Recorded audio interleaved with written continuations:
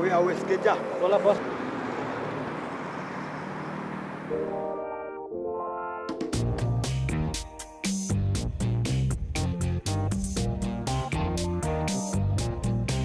My name is Kent Lingeveldt. I run Alpha Longboards, a skateboard shaping company that does mainly longboards in Woodstock, Cape Town. I started racing in 1999 with a Red Bull Downhill Extreme, and then we were still riding shortboards at that time. We didn't know what longboards were. And then you rock up to the hill, and these like foreigners are like longboards and buffing their helmets and full leather suits. I saw that they were riding longer boards, and because we couldn't afford what was being imported, well, there was nothing being imported. We were like, need a longer board, and that's where I kind of figured to make my own. So I bought a cheap piece of plywood, a flat piece, cut out a board, and then that was my first one. And then I was like, figured out how to concave boards, fiberglass.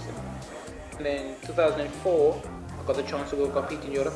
I was the first Black African to compete around the world. Because obviously like, there wasn't much people doing it from like the Cape Flats. So I was kind of like the face down skateboarding on the Cape Flats, you know. And I guess a big part of why I've been able to do what I do for as long as what I do is because I kept it authentic, you know. Like I've said no to people that I don't want to make boards for. It's not just about the money for me, you know. Like I don't want to spend 2 days making a board for someone I don't like. A series of boards I do is the Local Legends. It's with people who are very influential in the anti-apartheid movement, and like it's not just local people, you know, because like people like Bob Marley and those guys, like the music was banned. So for me, as freedom fighters, that's what they listen to. Like a lot of kids nowadays, you know, I mean, like they're so busy with like social media and stuff, they don't read about like the people that have gotten us to the point where we are. But if they face on the bottom of a skateboard, then it's like, and that starts the conversation for them, and then that's cool, you know. So I do that so that I can almost honor those people, because the Alpha Longboards is the story of South Africa. I feel it's not just my story. Like, because my space is inspired by the streets. There's a lot of stuff that I create based on my idea of what I want my space to feel like.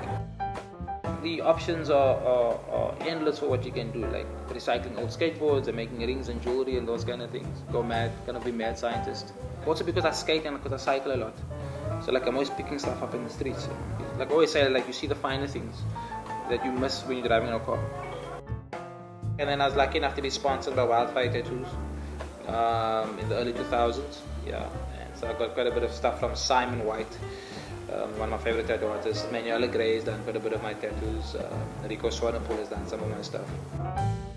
I mean, this one, I don't know, like it's the one that stands out the most to people.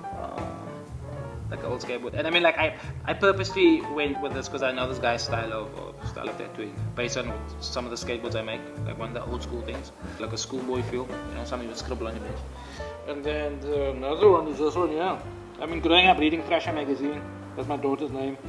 So I just got Simon to do the design. Like Albo was like the name that we've chosen, but then also like Steve Albo is one of my favorite skaters, so like it all works in. Yeah. I'm a big fan of art and growing up and being around like visual artists, like graffiti artists and stuff. People like Manuela, like Simon, Rico and those guys. And then even when you see some of the Sailor Jerry inspired stuff, obviously what he's created is iconic, you know. And yes, people have gone off the wayside, but you always come back to what's iconic and like what's worked, which is kind of like what I do with my skateboards, because I want to remind people about the purity of skateboarding.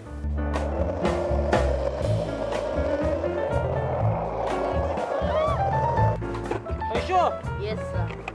Can't you don't suck? I won't suck, baby. Trust me now. Practice, my girl, practice, huh? Yes. Okay, thank you. The one question that I always think of is this good for skateboarding?